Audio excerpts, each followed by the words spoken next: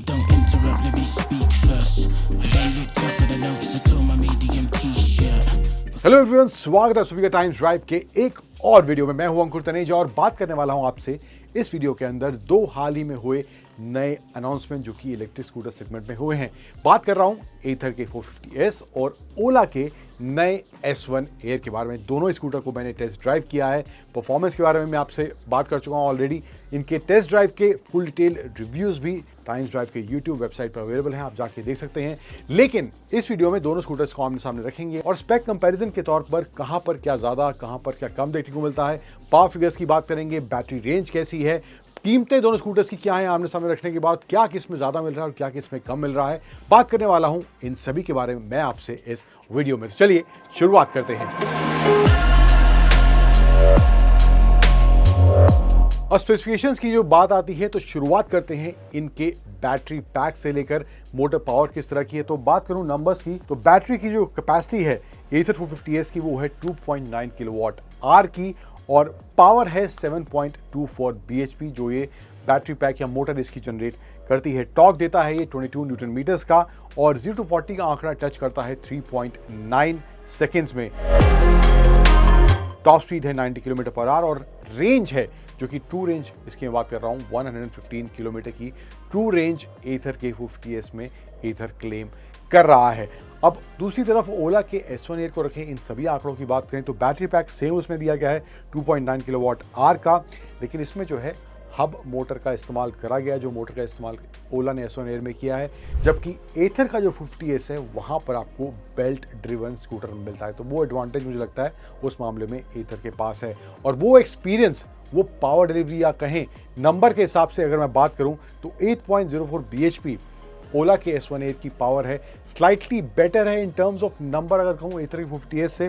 Torque figure जो है ओला ने इसका बताया नहीं है। टॉप स्पीड की बात करूं तो 90 किलोमीटर पर आवर की है, 0 to 40 टच करता है 3.3 सेकंड्स में, जबकि एथर का 50S टच करता है 3.9 सेकंड्स में। ट्रू रेंज की बात करूं इस ओला के S1 एयर की तो 125 किलोमीटर की रेंज ओला इस अपने S1 एयर में इको मोड में, दोनों स्कूटर्स के इको मोड में जो रेंज बताई है वही है 125 किलोमीटर की रेंज ओला अपने S1 एयर में क्लेम कर रहा है।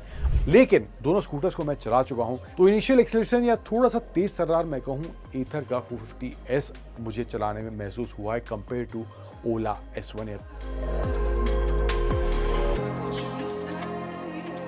तो ये कुछ बात होगी बैटरी पैक वगैरह, रेंज वगैरह की। आगे बढ़ते हैं, बात करते हैं कुछ फीचर्स को लेकर।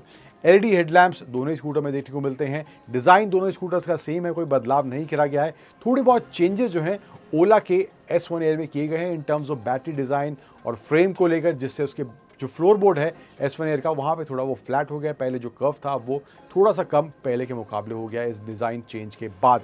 अब फीचर्स जैसे कि एलईडी हेडलाइट्स दोनों में दिए गए हैं।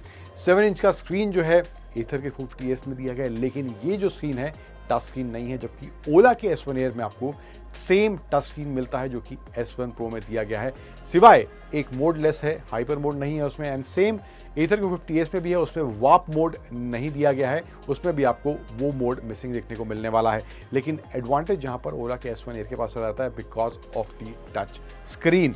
आगे बढ़े, बात करें फीचर्स की तो पार्क असिस्ट फीचर यानी कि रिवर्स पार्किंग वाला फीचर दिया गया है एथर की 450S में एंड सेम रिवर्स वाला फीचर ओला के S1 एयर में भी देखने को मिलता है। बूट स्पेस की बात करूं तो यहाँ पर जो बूट स्पेस है 22 लीटर्स का बूट स्पेस मिलता है एथर के 450S में, जबकि S1 एयर में तकरीबन 12 लीटर का बूट स्पेस आपको एक्स्ट्रा मिलता है।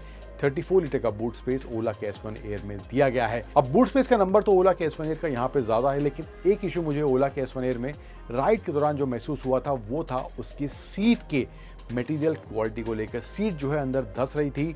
आई डोंट नो वो से स्पेसिफिकली जो स्कूटर मैं चला रहा था उसके साथ था, लेकिन वो एक बहुत ही मेजर सेफ्टी इशू मुझे लगा ओला के S1 एयर में और वो मुझे लगता है सुधारने की जरूरत है। But otherwise in terms of boot space number यहाँ पे ओला के S1 एयर का ज्यादा देखने को मिलता है कंपेयर टू एथर 450S। आगे बढ़ते हैं और बात करते हैं कुछ डायमेंशंस को लेकर। अब बात करूं सीट हाइट की तो यहाँ पर जो सीट हाइट एथर का 50S का है वो है 780 मिलीमीटर्स का। ग्राउंड क्लियरेंस जो दिया गया है इसमें 170 मिलीमीटर का है और वेट जो है 108 kg का वेट देखने को मिलता है एथर के 50S में।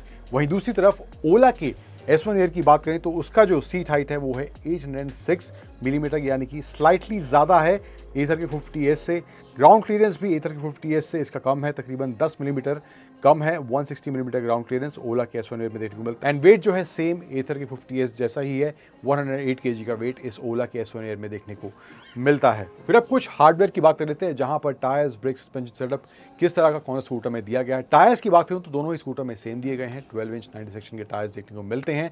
फिर बात करूं सस्पेंशन सेटअप की, ओला जो है अपने S1 एयर या और स्कूटर S1 प्रो या अब नया S1 X भी है, सब में टेलीस्कोपिक फोक्स दे रहा है। वो सिंगल जो शॉक फ्रंट में था वो अब नहीं है, उसके बजाय अब ड्यूअल टेलीस्कोपिक फोक्स फ्रंट में देखने को मिलते हैं ओला के सभी स्कूटर्स में। फिर एथर का 50S है, वहां पर भी फ्रंट में टेलीस्कोपिक फोक्स दिए गए हैं।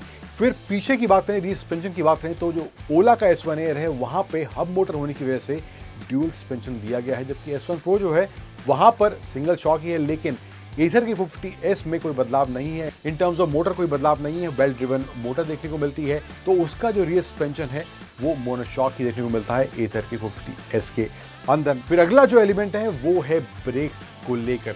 अब ब्रेक्स जो है ओला ने इसमें दी हैं S1 एयर में, आगे पीछे दोनों जगह ड्रम ब्रेक्स का इस्तेमाल करा गया है, कॉम्बो ब्रेकिंग सिस्टम है। लेकिन एथर ने यहाँ पर कोई कटौती नहीं की है, आगे पीछे दोनों जगह डिस्क ब्रेक का इस्तेमाल एथर ने अपने 50S में किया है, 450X की तरह ही। तो ये मुझे लगता है इन टर्म्स ऑफ सेफ्टी एक एडिशनल पॉइंट है जो कि एथर के फेवर में जाता हुआ दिखाई देता है। हालांकि ब्रेकिंग को लेकर S1 एयर मैंने जब चलाया था कोई दिक्कत मुझे नहीं हुई, बट यहाँ पर डिस्क ब्रेक है तो बेटर ब्रेकिंग या बेटर बाइट जरूर एथर की 50S में देखने को मिलती है।